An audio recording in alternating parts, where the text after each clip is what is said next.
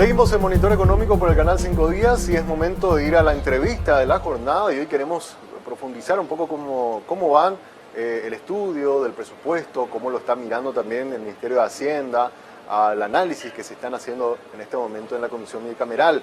Para ello ya está con nosotros Marco Elisech, él es el viceministro de Administración Financiera, a quien saludamos. ¿Cómo le va, viceministro? Muy buenos días. Muy buenos días, Samuel. Un gusto saludarte a vos y a tu audiencia. Bueno, queríamos consultarte en estas primeras reuniones que se ha tenido en la Comisión Bicameral, cómo ustedes estaban analizando los distintos análisis que se están haciendo con los legisladores y también en la defensa de cada una de las instituciones de sus presupuestos. Entendemos que en algunos casos hay pedidos también de ampliaciones a el diseño original que había enviado el Ministerio de Hacienda y por eso queríamos consultarle, cómo iban analizando estos pedidos que se están haciendo, viceministro. Así mismo, Samuel, esta etapa del presupuesto, posterior a la entrega que hace el Poder Ejecutivo el 1 de septiembre del proyecto de presupuesto, es la etapa de discusión dentro de la bicameral. La bicameral se conforma con representantes de ambas cámaras y analizan junto con cada una de las entidades el presupuesto que se ha proyectado, se ha programado a través del Ministerio de Hacienda. Acá es importante entender que ese presupuesto que envía Hacienda en realidad es una recopilación de la construcción que se hace con las entidades a partir de los lineamientos que nosotros establecemos en base a las recaudaciones previstas. Por eso es muy importante ver cómo inicia esto. Nosotros hacemos unas estimaciones de ingresos, tanto de tributario como no tributario, de cuánto podría, de acuerdo a las variables económicas, crecer la recaudación, y en base a eso establecemos los lineamientos que establecen los topes para que se puedan establecer la carga de los diferentes presupuestos de las entidades. Es así que nosotros establecemos esta distribución de los gastos y eso enviamos al Congreso. Y ahora cada una de las entidades va al Congreso justamente a explicar el alcance de ese presupuesto que le ha podido programar a cada uno de ellos, y ahí es donde se genera generalmente estos pedidos de mayor presupuesto. Pero lo que siempre nosotros decimos en esta instancia previa y también posterior es que este presupuesto se construye en base a unos ingresos estimados y no podemos salirnos de eso. Lastimosamente sabemos que las entidades siempre van a querer más recursos porque obviamente quieren, darle mayor empuje a cada una de sus misiones, pero tenemos que ser claros y contundentes en que el ingreso que tenemos es uno solo, ¿verdad? Y que siempre y cuando no tengamos ingresos adicionales, es muy difícil poder darle a todas las entidades estos recursos adicionales. Totalmente. Y en ese sentido, hay ya algunos reclamos puntuales, algunos para incluir en el presupuesto del 2020 y otros incluso ya de ajustes que están pidiendo a nivel salarial, tanto el sector docente como médico, que incluso hablan de posibilidades de huelga si es que hay un rechazo. ¿Cómo el Ministerio de Hacienda está administrando eso y a estos reclamos hay posibilidad financiera de poder responder o no, viceministro? Uno por parte. En el caso de empezar por los docentes, ahí en este caso sí tenemos un antecedente que es una ley, básicamente, que es la ley profesional docente, que establecía un compromiso que viene ya del gobierno anterior de ir gradualmente escalando al salario profesional mínimo docente. Y para eso se estableció un proceso gradual que era básicamente un incremento del 16% cada año hasta llegar a ese nivel salarial establecido, ¿verdad? Eso se cortó por la ley de emergencia. La pandemia obviamente estableció todo un procedimiento de reajuste porque básicamente estamos pasando por momentos muy complicados hasta ahora inclusive. Entonces se suspendió eso por el año pasado y este año, pero en el presupuesto vigente se establece una cláusula donde, dadas ciertas condiciones de la recaudación tributaria, se podría analizar retomar ese camino del ajuste gradual docente.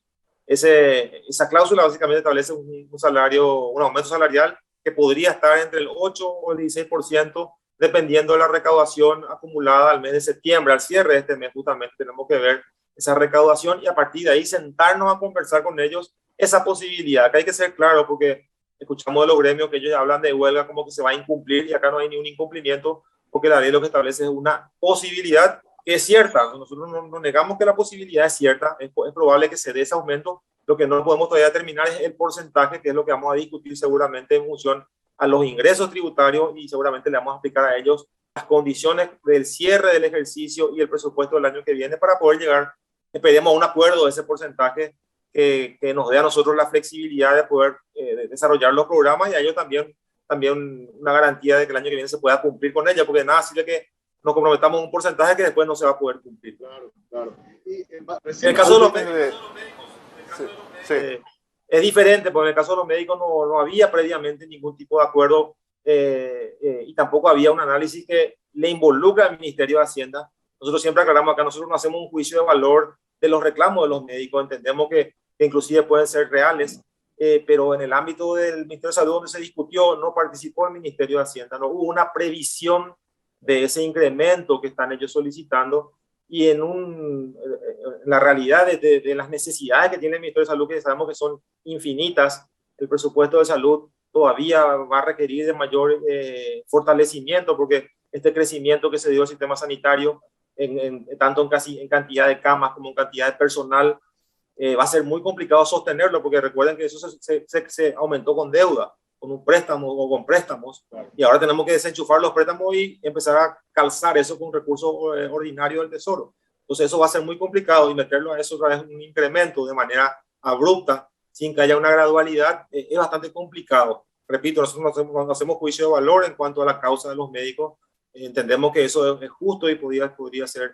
inclusive analizar esa cuestión, pero siempre solo pedimos una gradualidad y poder ir previendo los recursos para poder cumplir con todos los sectores. Totalmente. Para ordenarnos nada más y poder explicar bien a la audiencia, entonces, viceministro, a ver, en el caso de los docentes, había incluso ya desde el gobierno de Cartes había firmado una ley que establecía que ellos gradualmente, cada año 16% se vaya aumentando el salario hasta llegar a un nivel que ellos se había estimado. Eso no se pudo continuar en el 2020 por obvias razones y ahora con esta recuperación que estamos viendo, y por eso le decía, antes de este bloque nosotros estábamos mirando los datos de cuentas nacionales que nos hablaban de que había crecimiento en el primer semestre más o menos cercano al 7%.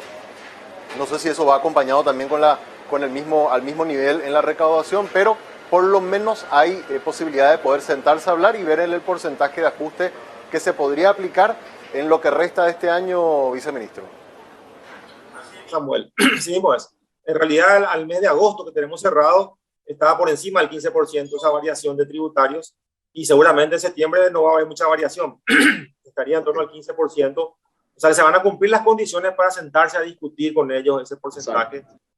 Repito, la ley no es taxativa en que se tiene que dar en ese porcentaje, sino que dice se podrá hasta. Se podría. Entonces nosotros queremos sentarnos con ellos a discutir, explicarles el contexto. También es importante por qué pusimos hasta. Entonces esa es la pregunta, ¿por qué pusimos hasta? Porque justamente el presupuesto se financia no solamente con recursos tributarios, sino también con recursos no tributarios. Y si vemos la ejecución de los recursos no tributarios, ahí tenemos una caída. Todo lo que tiene que ver con royalties y las compensaciones por cesión de energía, estamos hablando de casi $100 millones menos que vamos a recibir este año por el menor flujo de agua que están recibiendo las binacionales. Entonces eso también le impacta al Tesoro. Y tenemos también otros recursos como son los aportes intergubernamentales que dependen también de la liquidez que tengan las empresas públicas. Eso también se está viendo con algunos inconvenientes en algunas empresas por la liquidez. Entonces, no sabemos también si vamos a ejecutar todo lo que tiene que ver con los aportes intergubernamentales. Eso nos genera, obviamente, necesidades de poder precautelar la recaudación tributaria, este superávit que tenemos, y no destinar todo solamente a un sector. Son las cosas que queremos discutir con ellos, mostrarles los números, y seguramente a partir de ahí proponerle algunos porcentajes que podrían ser factibles. Claro. Ahora, mi consulta, para no salirnos de los docentes. Entonces, van a sentarse a hablar, a ver en qué porcentaje se podría eventualmente hacer el ajuste, ¿verdad?, con los recursos disponibles. Y la otra pregunta, ¿en el presupuesto del 2022 ya está previsto ese 16% de ajuste para seguir en esta senda hasta llegar al tope que ellos, que se había negociado, que es el monto que desean tener como ingreso los docentes? Sí, o sea, se cumplen las condiciones ahora esta semana, seguramente mañana, el jueves, el viernes tendríamos el cierre ya del mes de septiembre, y ahí seguramente el ministro mismo, los dos ministros seguramente, porque van a ser las máximas autoridades, que van a convocar a los gremios a sentarnos a hablar sobre la posibilidad del aumento y los porcentajes que podrían ser viables. Para el año que viene, como todavía no tenemos ese número, lo que hicimos es enviar, ya previmos un 8% de incremento desde enero. Eso quiere decir, haciendo un cálculo, que si ya le damos el 8% desde octubre, continuaría el mes de enero, ya tienen los recursos para poder continuar el año que viene con ese crecimiento. Supongamos que en las discusiones sea un porcentaje mayor, entonces vamos a tener que ver seguramente alguna reprogramación o algún reajuste en el presupuesto del 2022 para completar ese porcentaje adicional que pueda salir de la negociación. Hoy lo que está previsto en el presupuesto de educación es un 8% a partir de enero, y también ponemos de vuelta un condicionante en función de los ingresos para poder discutir el nuevo 16% a partir del último trimestre. Ponemos una regla similar. Hay que entender que la pandemia continúa, hay que entender que todavía se tienen que comprar más vacunas, hay que entender que todavía tenemos que contratar más enfermeros, más médicos, o mantener esos contratos. Todavía estamos en recuperación. Eso es importante, dejar ese mensaje que aparentemente, como la economía está mejor, como están bajando la incidencia del COVID, aparentemente estamos otra vez como en el 2018, que estamos en un año normal, y no es así, ¿verdad? Estamos todavía en un periodo post-pandémico que nos va todavía a llevar por lo menos año y medio, de siempre y cuando las condiciones económicas y sanitarias sean buenas, recuperarnos. O sea que todavía estamos sujetos a una segunda o tercera ola, estamos sujetos a la sequía, que ojalá no nos afecte, ojalá esto se pueda recuperar en los próximos meses, tengamos las lluvias necesarias para que todo eso ayude a recuperarnos. Eso tenemos que tener claro, que ser precavidos, en que eso todavía continúa y que tenemos que tener claras esas condiciones. Perfecto. En el caso de los, y esto te pido si podrías aclarar, viceministro, en el caso de los médicos, el personal de blanco, ellos no están pidiendo un aumento, sino lo que están pidiendo, y eso te pido que nos puedas aclarar, es que aquellas contrataciones que se hicieron por motivo de la pandemia se mantengan. Es así, y por eso es que están pidiendo una ampliación para mantener esos contratos. Bueno, ellos lo que piden es una reducción de la carga horaria en función a que ciertos, y ahí no sé los nombres técnicos, ¿verdad? Lo que sigue salud el Ministerio de Salud viene implementando una reducción en la carga horaria a ciertos sectores dentro del Ministerio de Salud Pública, o sea, los diferentes hospitales. Hay ciertos hospitales que ya tienen los médicos esa reducción de 24 horas semanales a 12 horas semanales, y otro grupo se mantiene con las 24 horas semanales. Entonces, ellos piden una equiparación en la carga horaria, que sería que todos los médicos tengan vínculos de 12 horas semanales. Entonces, básicamente eso implica un costo, porque el salud va a tener que o contratar un médico para ese turno o duplicarle el salario al médico que ya tiene un doble turno. Entonces, ahí está el costo adicional que ellos mencionan en torno a los 30 millones de dólares, pero nosotros tenemos un número más alto, más del doble de eso, pero bueno, son discusiones que ya tuvimos con ellos, ¿verdad? Que no es una falta de voluntad por parte de Hacienda, sino que básicamente viendo las enormes necesidades que tiene salud, que ya tiene un presupuesto acotado y tiene que mantener 10.000 nuevos personales de blanco que hoy están financiándose con fuente 20, o sea, con el préstamo de emergencia, eso se va a pasar a fuente 10, eso ya es un sacrificio enorme para los contribuyentes, porque eso ahora se va a desenchufar, como decía, fuente 20, y se le va a pagar con impuestos a estos 10.000 nuevos personales de blanco. Y dentro de eso, otra vez, también tenemos la carrera de enfermería, que trabajamos 3 años con ellos. Eso se implementa el año que viene, tiene un costo de 16.000 millones para el primer año, ¿verdad? Tiene un costo total de 300.000 millones en 5 años. Entonces, son muchas necesidades que tiene salud. Lo que nosotros pedimos es siempre una previsibilidad. No estamos en contra cuando son reivindicaciones justas y que están fundamentadas, pero sí, desde el punto de vista financiero, pedimos una previsibilidad para poder medir el impacto que va a tener eso. Ahora, eventualmente, si esto se llegare a aprobar, vayámonos al presupuesto general de gasto de la Nación, porque lo otro entiendo que tienen algún margen de negociación y lo van a resolver con los docentes, pero presupuesto 2022, siempre nosotros, incluso desde 5 días, venimos insistiendo de que los ajustes que se hagan en el Congreso sean ajustes que estén ajustados, valga la redundancia, a la realidad y a la capacidad del país, y no que le acoten tanto a Hacienda que Hacienda se va obligado a recortar inversión para poder de alguna forma solventar esos compromisos que le ponen, ¿verdad? ¿Y qué pasaría si se aprueban todos estos incrementos que se están hablando? Porque ahora estamos, y hay que poner en la balanza también la cuestión electoral, estamos a las puertas de unas elecciones. ¿Cómo quedaría la cuestión financiera del Ministerio de Hacienda? Porque ustedes también tienen unas metas de ir reduciendo el déficit fiscal anualmente, ir equilibrándonos o ir acercándonos otra vez a esa regla del 1,5%. ¿Les complicaría si eventualmente el Congreso hace esas aprobaciones sin tener las fuentes de financiamiento de estos incrementos que se están pidiendo, viceministro? Sobre todo si el Congreso toca los topes de ingreso. Sí. Somos claros y entendemos que el Congreso tiene todas las facultades y las prerrogativas para poder reasignar los recursos dentro del presupuesto, lo cual también puede ser peligroso si se le quita a una entidad que tenía establecidas ciertas metas, ciertos objetivos, se le quitan los recursos para darle a otro, eso genera un problema. Pero el problema es mayor si se crean recursos que no tenemos, ¿verdad? Entonces, si se distribuye una torta más grande de la que no tenemos, entonces el problema es más complicado y sobre todo si es gasto corriente, porque los gastos corrientes como los salariales, una vez que se instalan, eso ya no lo podemos cambiar. Tenemos la memoria de lo que pasó en el 2012, ese incremento del 30% de salario que se dio a nivel generalizado, básicamente cortó una seguidilla de 7 años consecutivos de superávit y nunca más nos pudimos recuperar. A raíz de eso vino la ley de responsabilidad fiscal que nos ayudó a encaminar de vuelta las cuentas fiscales en un equilibrio del cual nos salimos por la emergencia y ahora tenemos que retornar, como bien estás diciendo, a un equilibrio fiscal y eso va evidentemente a tener sacrificios, ¿verdad? Va a tener sacrificios porque tenemos que ir reduciendo y también dependemos de los ingresos para poder llegar de vuelta al 1.5 próximamente, ¿verdad? Sí. Se está complicando también. Cada año el fisco tiene que destinar más recursos para ir solventando, de nuestros impuestos, para ir solventando ese saldo rojo enorme que tenemos en la caja fiscal, viceministro. Sé que desde el Ejecutivo, en ocasiones anteriores, incluso en ministros anteriores, el caso de Nino López y todo, intentaron algún tipo de reforma a nivel del sistema de pensiones, pero lastimosamente eso no prosperó. ¿Hasta cuándo es sostenible seguir financiando con impuestos una caja que cada vez su déficit va creciendo más, viceministro?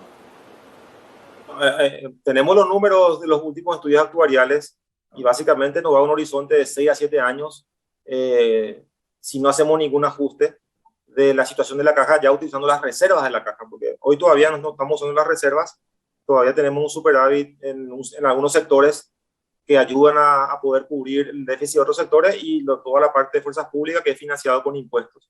Entonces, con eso tenemos aproximadamente 6 a 7 años de luz, entre comillas, para poder solucionar, pero ya justamente ahora estamos hablando con todos los sectores, es importante instalar primero el problema, que ser conscientes de que el problema está, que es real, que esto pasó en otros países, sabemos qué pasó y sabemos cómo terminó. Entonces, tenemos que ser pragmáticos y ver las soluciones que se tienen que dar. Acá vamos a tener que sacarnos la pasión encima porque esto es un tema muy sensible y muy apasionado y se mezclan mucho las cosas y entender que la jubilación es algo netamente financiero, dejando de lado los merecimientos.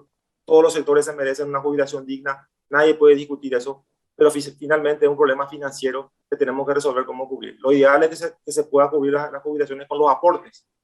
Y si no se va a cubrir con los aportes, tenemos que coincidir en cómo cubrir la diferencia. Entonces ahí tenemos que ponernos de acuerdo entre toda la sociedad qué política vamos a aplicar para cubrir esa diferencia en caso que no se cubran con los aportes. Son las discusiones que vamos a tener que tener. No quiero poner un plazo porque, como repito, es muy sensible esto. Nosotros ya tenemos una hoja de ruta marcada. Queríamos empezar por la superintendencia para que nos dé justamente los datos, las informaciones de cómo están cada una de las cajas y poder, a partir de la superintendencia, tener algunas recetas de cómo poder ir mejorando la situación de la caja. Y la otra opción ya es irnos directo a la reforma, que repito, va a ser, tenemos que discutir con todos, con los docentes, con los militares, con los policías, con los civiles. Vamos a tener que discutir cómo hacemos para cerrar esta brecha y con el Congreso y con todos los actores, inclusive la sociedad civil, ¿verdad? Porque finalmente, si hablamos de financiar con impuestos, sale el bolsillo de toda la gente, ¿verdad? Son las grandes discusiones que tenemos que tener. Y muy pronto, yo te diría que no más de un año tenemos que tener ya por lo menos un borrador de lo que tenemos que hacer. Exactamente. No, y es lo que le iba a decir, viceministro, porque si nosotros no tenemos un regulador en el sistema de pensiones, va a ocurrir lo que está pasando, que de repente te salen leyes donde como no hay nadie a quien consultar, al final eso se judicializa y termina complicando aún más la situación actuarial de las cajas, ¿verdad? Porque son compromisos que hay que pagar y que no hay forma, o sea, no hay recursos financieros para sostenerlo. Eso por un lado. Y por otro, la cuestión del tiempo. Esto es como una especie de reloj de arena donde vemos que cada vez tenemos menos tiempo y si no actuamos, y como usted bien dijo, en el próximo año, porque ahora estamos como que saliendo de la pandemia y quizás el 2022 puede ser un año donde nos dé un poco más de oxígeno como para poder respirar y comenzar a pensar en cuestiones más estructurales. O sea, el año que viene sí o sí en algún momento se tiene que presentar el proyecto para ir haciendo estos ajustes, viceministro. estamos trabajando inclusive ya con todo el equipo del Ministerio de Hacienda en algunas ideas generales, pero queremos bajar eso en la discusión, porque justamente lo que no queremos que se diga que el proyecto es nuestro y va a ser nuestro, no. Tenemos que, si no hay consenso, o por lo menos un mínimo consenso en las cosas que tenemos que hacer, va a ser complicado porque vamos a tener banderas por todos lados y va a ser muy difícil. Ya tenemos la experiencia de la superintendencia, que no hubo ese consenso y hasta ahora no puede salir. Entonces, evidentemente, vamos a tener que buscar el consenso entre todos y cuanto antes mejor. Tenemos nosotros ya algunas ideas que seguramente, como viendo decís, vamos a masticarla un poco más estos meses y seguramente centrarnos ya el año que viene o tal vez inclusive este año ya empezar a discutir estos puntos, inclusive en el informe de finanzas públicas que vamos a enviar a mediados de octubre en el Congreso. Queremos enviar un informe aparte de lo que es la caja fiscal para que se conozca la situación y qué es lo que pasó en otros países. Es muy importante ver qué pasó en otros países y cómo se resolvió. Y lastimosamente en algunos países tuvo que explotar la bomba para que se vea la solución. Y eso es lo que no queremos. No queremos que explote para buscar la solución. Queremos llegar antes. Así mismo. Pero yo creo que eso hay que poner hay que ponerlo de frente sobre la mesa, decir, mira señor, nosotros no queremos que... Porque lo que quizás no estamos dimensionando, viceministro, es que esto generó un impacto y una crisis social en países de la región y Paraguay todavía está a tiempo de evitar que eso ocurra, pero hay que tomar las decisiones hoy. Viceministro. Sí, Samuel. Sí, una consulta más volviendo al tema presupuesto, ¿verdad? De lo que pude observar hasta ahora, y yo creo que el año pasado fue clave, a pesar de que se hicieron algunos ajustes que no estuvieron bien, pese a la pandemia, pero creo que fue clave la participación del ministro, del viceministro, o sea, de todas las autoridades de Hacienda que iban y debatían con los propios legisladores cuando se estaba definiendo el presupuesto. Entiendo que eso se está haciendo otra vez este año. Por lo que ha podido ver hasta ahora, ¿está confiado de que podamos no tener que volver otra vez allá hacia noviembre, diciembre, a hablar de ajustes exagerados que se hagan en el presupuesto y que podamos tener por lo menos un cierre un poco más tranquilo para este presupuesto 2022? Nosotros hablamos con todos los ministros, hablamos con todos también los técnicos, ¿verdad? Inclusive luego de enviar al Congreso se hizo una reunión con todos los ministros, le explicamos todo esto que estamos hablando de la importancia de respetar el presupuesto y sobre todo de que entender que el ingreso es uno solo, porque finalmente nosotros entendemos los reclamos de todos los sectores, pero es uno solo el ingreso, ¿verdad? Entonces, ir a pedir al Congreso 300.000 millones, acá 50.000 millones, es inocuo, ¿verdad? Porque finalmente significaría cortarle el brazo a otra entidad para darle a otra entidad. O sea, no hay posibilidad. Lastimosamente, es lo que tenemos hoy. Estamos saliendo de una pandemia y esperemos que en los próximos años podamos de repente volver gradualmente a invertir más en todas las entidades, en todos los sectores. Este año no estamos acudiendo presencialmente en las presentaciones, sí estamos acompañando de manera virtual y estamos conversando con los sectores. Sabemos, muchas veces ellos nos dicen, nosotros tenemos que ir a decir esto disculpe, me dice mi ministro, tenemos que ir a decir esto en el Congreso. Bueno, perfecto, díganlo, pero díganlo en el sentido de que es un ideal, pero que depende finalmente de los recursos, porque esa es la realidad. Totalmente.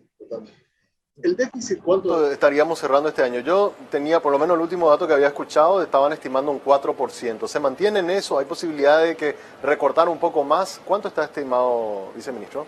Por el momento mantenemos el 4%. Pero podría ser inferior, podría ser un poco inferior, porque viendo la dinámica de los ingresos que estamos teniendo y viendo un poco también la ejecución que se podría dar en los últimos meses, tal vez podría ser un poco inferior, pero sí no vamos a pasarnos del 4%, que es obviamente lo establecido en el presupuesto, es la autorización que recibimos del Congreso, y no vamos a pasar del 4%, y hay expectativas que podría ser un poco menor, un poco inferior. Y en el presupuesto 2022, ese déficit estimado es de un 3%. Para el 2022 tenemos, como siempre, acotada la ley de responsabilidad fiscal, y obviamente pedimos la autorización al Congreso para ir al 3%. Ese 3% permitiría, por un lado, inyectar $200 millones adicionales al Ministerio de Salud Pública y 400 millones para sostener los proyectos de inversión que ya están en ejecución. Eso nos ayudaría con el 3% que estamos pidiendo del déficit. Perfecto. Para cerrar nomás, porque también me hacen la consulta. Ley de consolidación económica, ¿eso ya se está ejecutando, esos recursos, esos fondos que estaban previstos para dinamizar esta última etapa del año? ¿Cómo está eso, viceministro? En octubre probablemente vamos a empezar a ejecutar. Estamos viendo ahora toda la parte operativa. Tenemos que firmar algunos convenios con el Banco Central. El Banco Central como agente financiero es el que nos va a efectivizar los DEC hay que recordar que los DEX básicamente es una canasta de monedas que nos da el Fondo Monetario, eso hay que convertir en dólares. Eso tiene un proceso operativo que estamos haciendo las gestiones correspondientes. También hay que hacer algunas modificaciones presupuestarias. Todo eso estamos haciendo en estos días, seguramente en las próximas semanas, y a partir de octubre sí ya implementaríamos todos los objetivos que están plasmados en la ley de consolidación. ¿Cuánto era el monto que el Fondo Monetario iba a destinar a Paraguay en ese concepto? Sí, son de 250 millones de dólares en moneda dólares, ¿verdad? Que vamos a poder recibir una vez que hagamos los cambios correspondientes. No recuerdo la sigla de derechos de pago, algo así, era derechos especiales de giro, exacto, que incluso todos los países van a recibir, y en el caso de Paraguay sería aproximadamente 200 millones. 50 millones de dólares aproximadamente. ¿Esos fondos ya están disponibles para Paraguay o está todavía pendiente de cobrar? Ya fueron, digamos, comunicados, ya nos comunicaron que tenemos disponible en moneda DEC 275 millones aproximadamente de moneda DEC.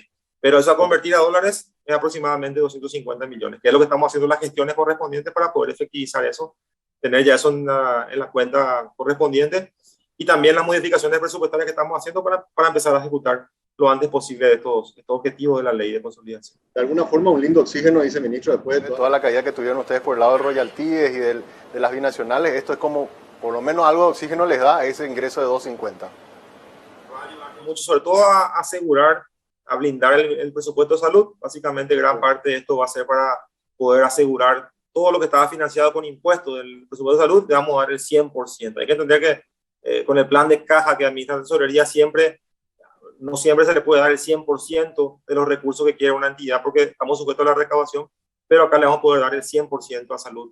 Y también sostener los programas sociales como adultos mayores y otros, y también todos los otros programas que están ahí, ollas populares, tenemos recursos para el Ministerio de Urbanismo, también está el tema de IPS para poder continuar con los subsidios a los suspendidos, entre otras cosas que están en la ley. Excelente. Viceministro, gracias por ayudarnos a actualizar cómo está el debate del presupuesto y también un poco aclararnos las dudas que teníamos respecto a estos reclamos que se están haciendo. Gracias a vos, Samuel, por el espacio y saludo a la audiencia. Estamos siempre a disposición para cualquier consulta al respecto. Gracias, viceministro. El viceministro Marcos Eliseche, gracias, que tenga un buen día. El viceministro Marcos Eliseche, viceministro de Administración y Finanzas del Ministerio de Hacienda, conversando con nosotros hoy en Monitor Económico. Pausa y volvemos.